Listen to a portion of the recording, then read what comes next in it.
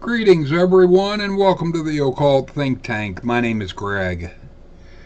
In today's program, I am going to divert from what I had planned on because I realize I have to clear away some weeds before I get into the subject of the EBs.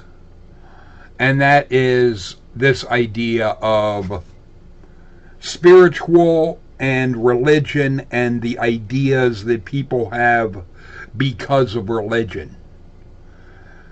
Religion has muddied the waters a great deal when what we're talking about as far as bringing about our existence. Christians think that what brought about our existence is quote unquote God. The problem with that is their God is as physical as we are. And their Bible even says as much. And there I will draw to your attention Genesis chapter 6, verse 3. And it states, "And the Lord said, My spirit shall not always strive with man, for he is also flesh.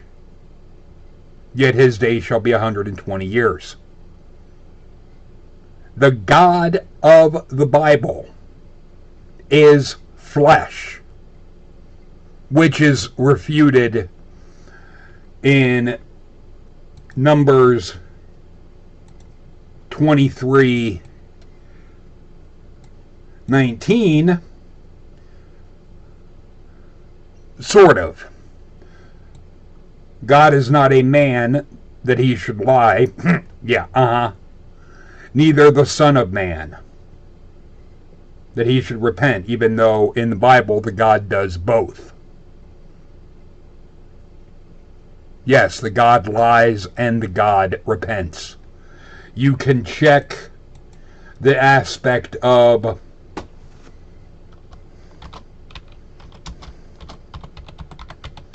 God repenting. That actually shows up in the exact phrase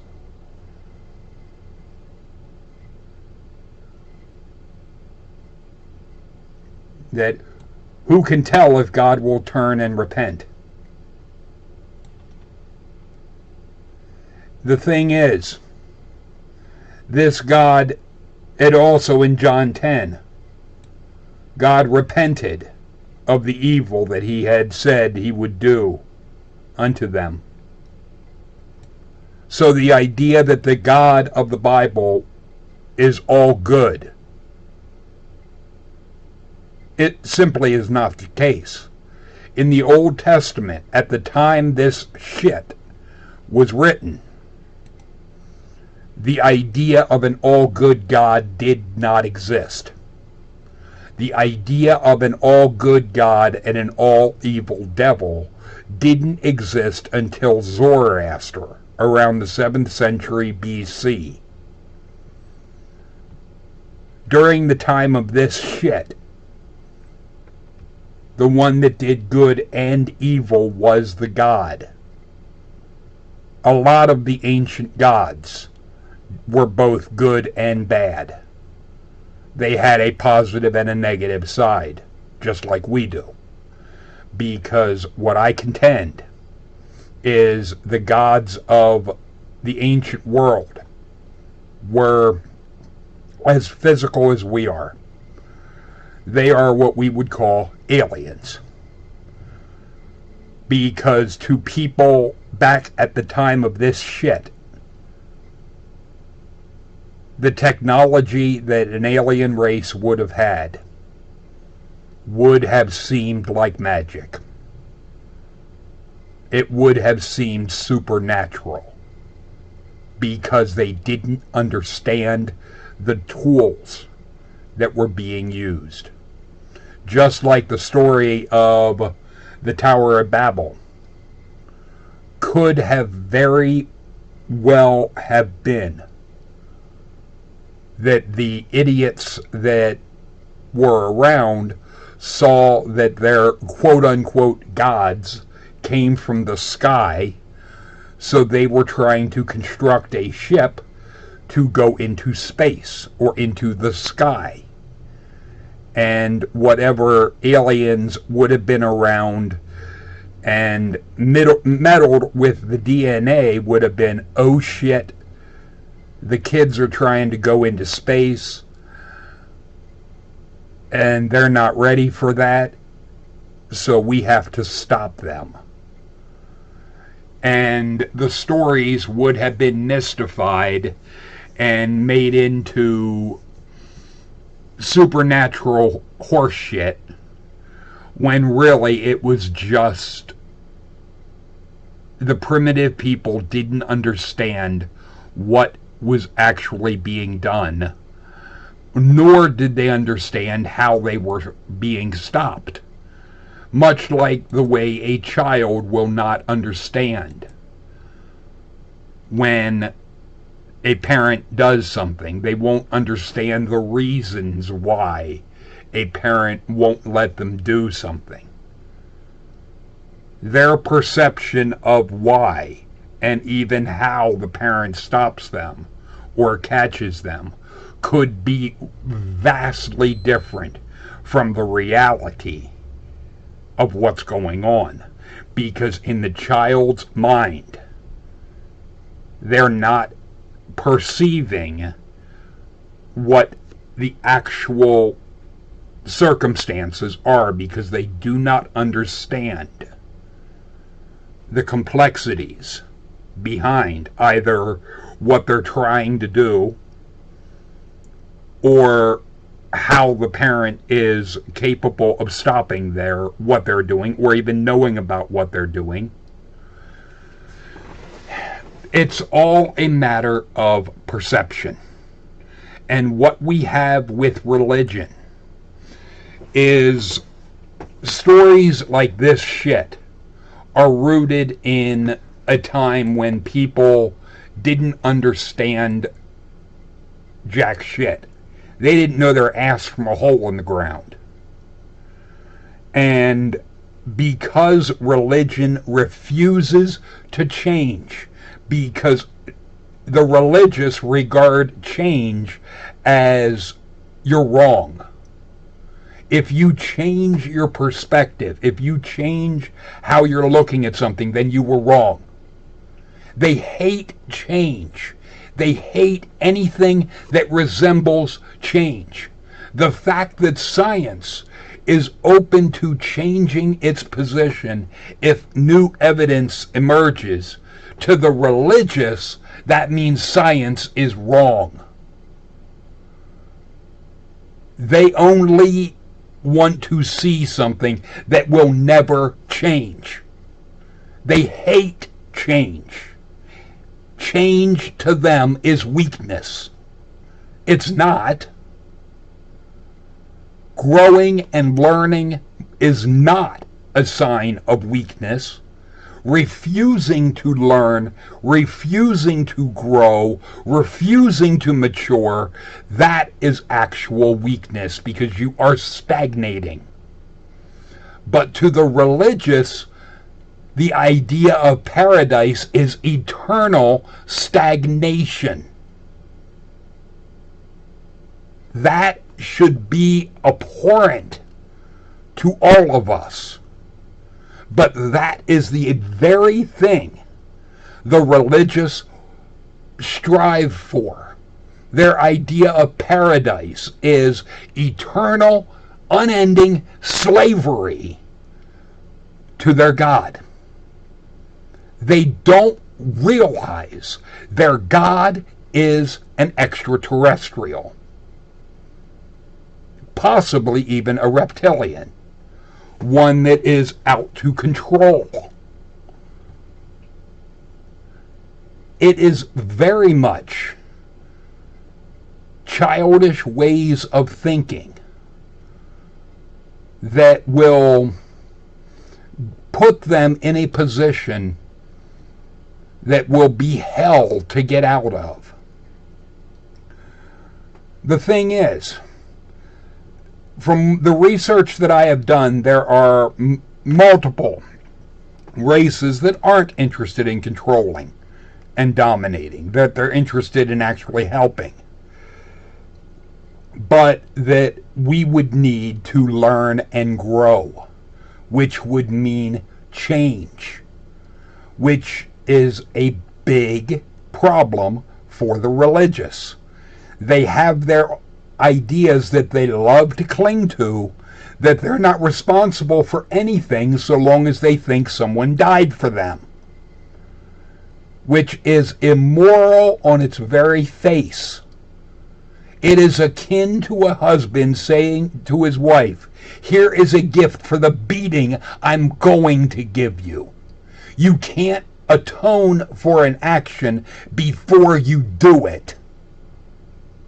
If you knew beforehand that what you were doing was wrong, then why did you do it? You also can't look to someone else thousands of years before you were even born to be, "Oh, they paid for everything I do."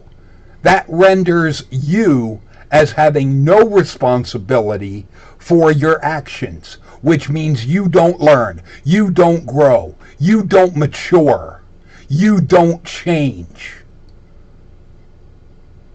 That is the problem. When I go into things like the Yellow Book or the document that I was given, if you're looking at this with the blinders of religion, you're not going to be seeing it for what is actually being stated.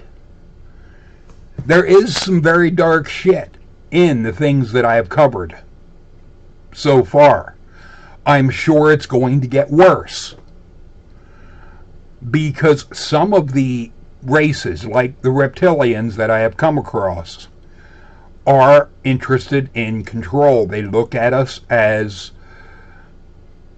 potentially food, in much the same way we would look at a cow. The thing is, it appears that they have absolutely no regard for human life.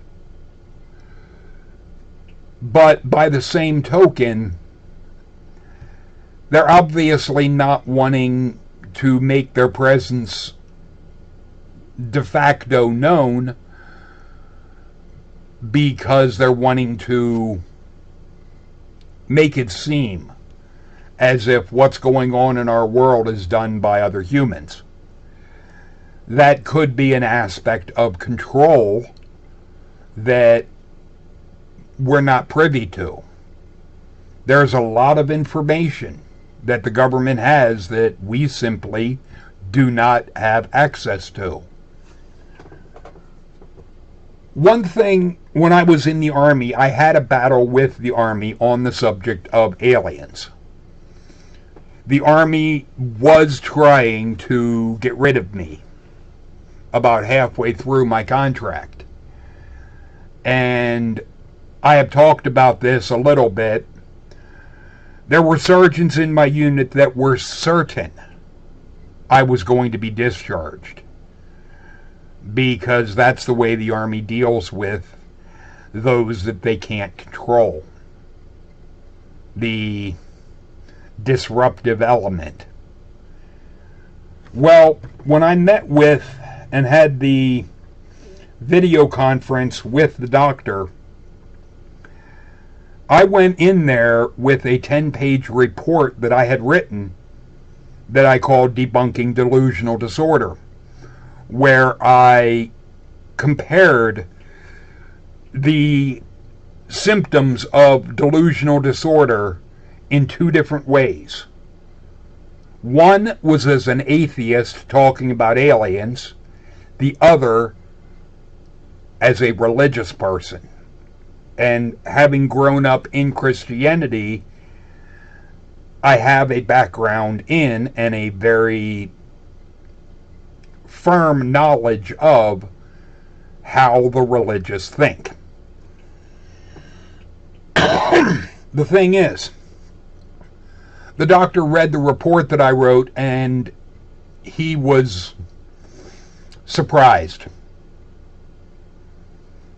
I definitely made my point in what I had written, so much so that when I was medically cleared after an hour and a half of talking to him, sergeants in my unit wanted to read that report because they wanted to read how the hell I was able to do what they thought was impossible.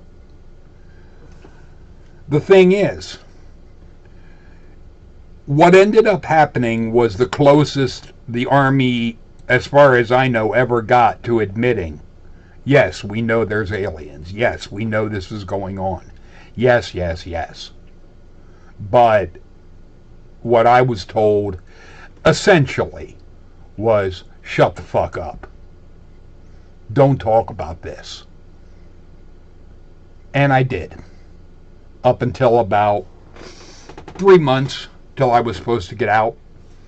And then a sergeant in my unit got me started at one point, and I had what turned into about a 2-hour talk where it was originally just my platoon in the front part of our barracks. There was another platoon in the back of the building. And during the course of the 2-hour talk, where people would ask questions and I would do my best to answer them, we had people migrating from that other platoon into the room where I was. And it was just something that they were very interested in. When a sergeant that was around when I had my battle with the Army came in and heard what I was talking about, he had said, all right, who got him started? Which was my cue for shut the fuck up. And I did. It was just the young people that were coming in were very interested in the alien subject.